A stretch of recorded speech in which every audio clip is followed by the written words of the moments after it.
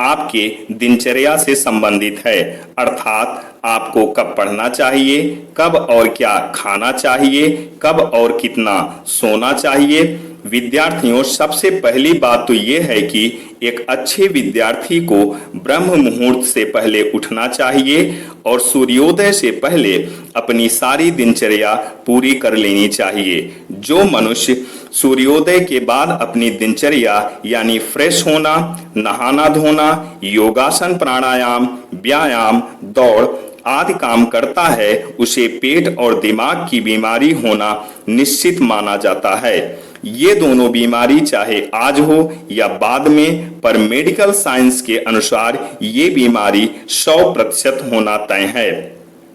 और इस बात को हमारे ऋषि मुनि भी कह गए हैं कि सूर्योदय से पहले अपनी दिनचर्या अवश्य पूरी कर लेनी चाहिए। ब्रह्म मुहूर्त क्या है, इसके लिए आप मेरी ब्रह्म मुहूर्त की वीडियो देख लीजिए, उसमें ब्रह्म मुहूर्त के बारे में सब कुछ बताया गया है। तो विद्यार्थियों, आइए वीडियो को देखते और सुनते हैं। Best time to study 4 AM to 6 AM, brain function 100%, यानी सुबह 4 से सुबह 6 बजे तक हमारा दिमाग 100% काम करता है। 6 AM to 7:30 PM, brain function 50%, यानी सुबह 6 से शाम 7:30 बजे तक हमारा दिमाग 50% काम करता है। नाइट ब्रेन फंक्शन 20%, यानी रात में हमारा दिमाग 20% काम करता है। ब्रेन ऑक्सीजन लेवल, हम कब क्या खाते हैं जिससे हमारे दिमाग को कितना ऑक्सीजन प्राप्त होता है। Breakfast 60 to 80%। ब्रेकफास्ट का मतलब होता है, ब्रेक मतलब तोड़ना, फास्ट माने व्रत। रात भर के व्रत को जब हम सुबह कुछ खाकर तोड़ते हैं तो इससे हमारे दिमाग को 60 से 80% ऑक्सीजन प्राप्त होता है। अब मायने ये रखता है कि हम सुबह क्या खाकर अपने इस रात भर के व्रत को तोड़ते हैं। तो हमारे ऋषि मुनियों के अनुसार सुबह का सबसे अच्छा नाश्ता होता है दलिया, और दलिया के बाद अंकुरित अनाज। अंकुरित अनाज और दलिया ये सुबह का सबसे अच्छा नाश्ता माना जाता है। अंकुरित अनाज का नाश्ता हमारे ऋषि मुनि करते थे और मेडिकल साइंस के अनुसार दलिया खाने से हमें बहुत अच्छा प्रोटीन प्राप्त होता है। तो सुबह यही 2 प्रकार में से कोई एक प्रकार का नाश्ता हमें अवश्य करना चाहिए। और दलिया बनाने की भी विधि एक अलग है, क्योंकि 99% लोग दलिया गलत तरीके से बनाते हैं। अगर आपको दलिया जब भी खानी है उससे 1 घंटे पहले आप दलिया को धुल दीजिए और इसके बाद उसमें जो थोड़ा सा 2-4 चम्मच पानी बचे उसे रहने दीजिए। फिर 1 घंटे बाद दलिया को आप बनाइए। इसके बाद आप देखिए वो दलिया बिल्कुल चावल की तरह बन जाएगी और वो दलिया पूरी तरह से जब फूली हुई होगी, पकी हुई होगी, तो उसमें प्रोटीन की मात्रा कई गुनी बढ़ जाती है। और एक होता है सुबह डायरेक्ट दलिया बना देना, इससे वो दलिया कच्ची रह जाती है और हमें ठीक से प्रोटीन नहीं मिल पाता। और अनाज को भी अंकुरित करने का कई तरीका है। सबसे अच्छा तरीका है गेहूं, जौ, मूंग, चना, मूंगफली का दाना, ये सब आप एक बर्तन में ले लीजिए और उसमें धुलकर भिगो दीजिए। पर जो आज आप भिगोएंगे उसे आप परसों सुबह खाएंगे और जो कल भिगोएंगे उसे आप नरसों खाएंगे।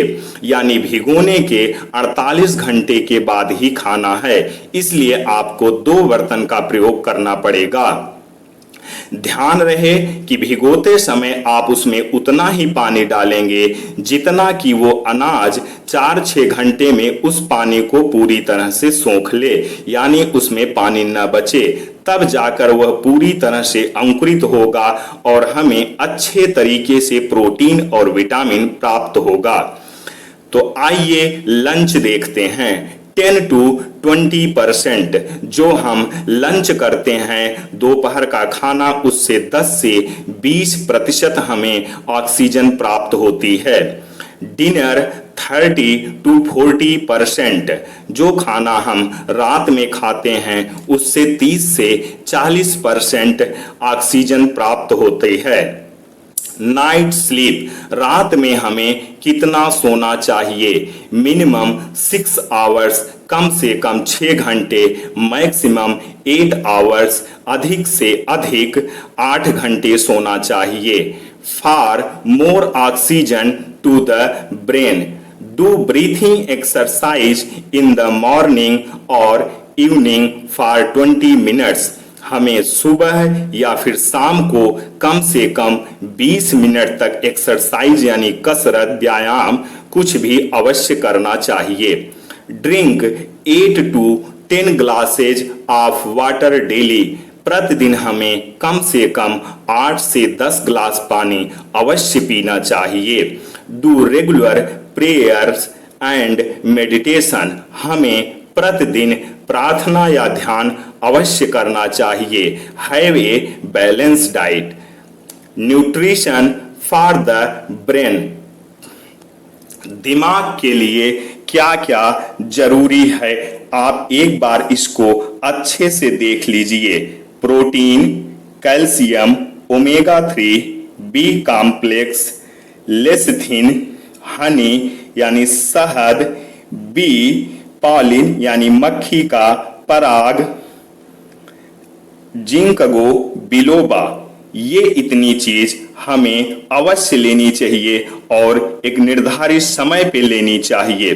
तो ये था आपके लिए एक बहुत ही महत्वपूर्ण। सभी विद्यार्थियों को आमंत्रित करता हूं कि ये वीडियो पूरा जरूर देखें, जो ये कहते हैं कि मेरे इस पढ़ाई के समय में, मेरे इस पढ़ाई के दौरान कोई मेरे साथ नहीं है, माता पिता, भाई बहन, दोस्त, पति पत्नी कोई भी नहीं है।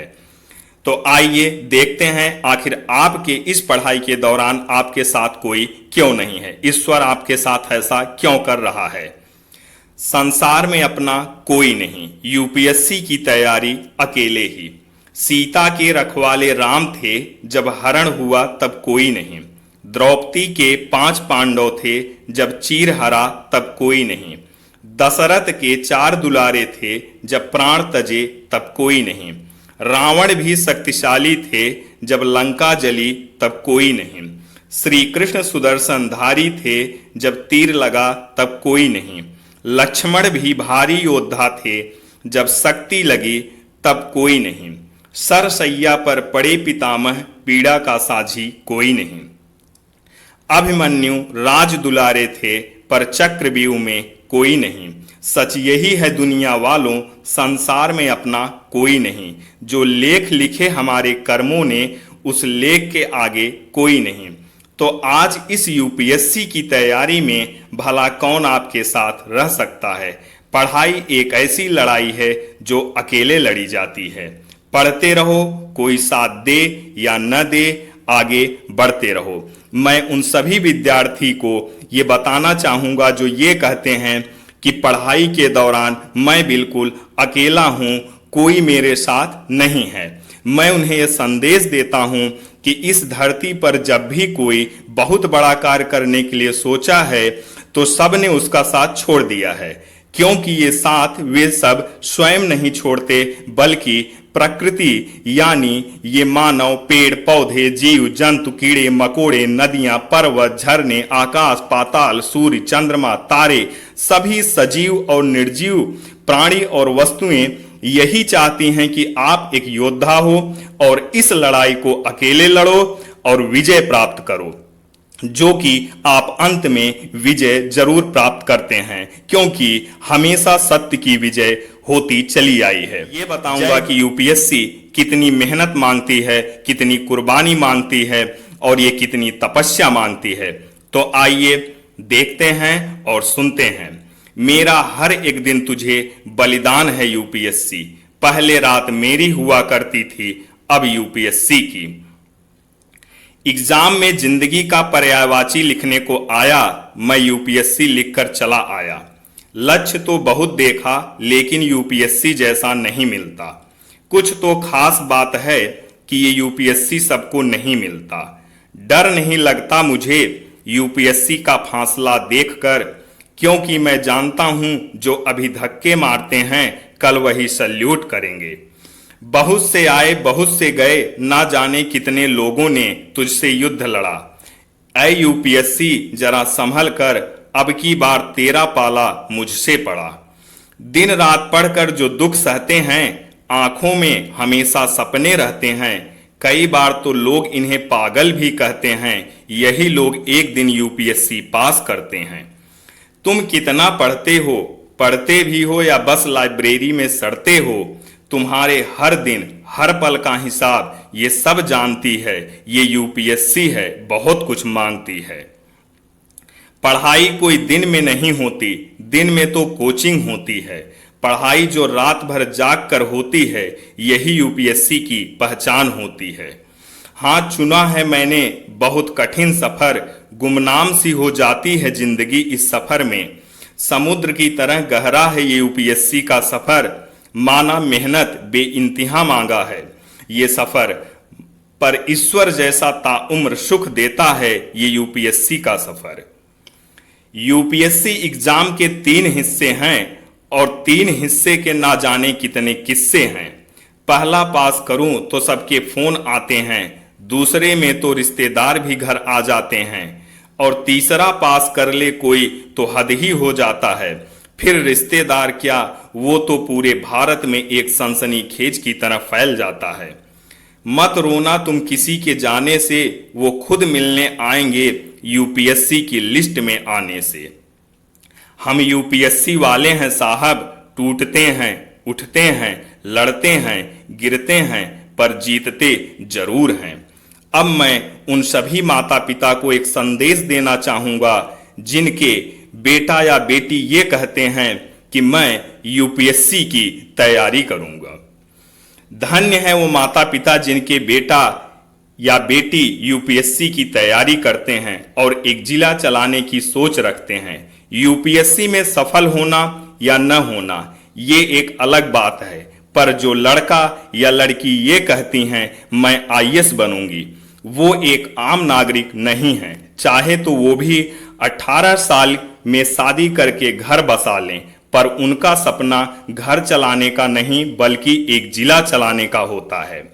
जो बेटी अपने माता पिता से ये कहती है कि मैं आईएएस की तैयारी करूंगी, समझ लो उनके यहाँ सरस्वती और लक्ष्मी दोनों का अवतार एक बेटी के रूप में हुआ है।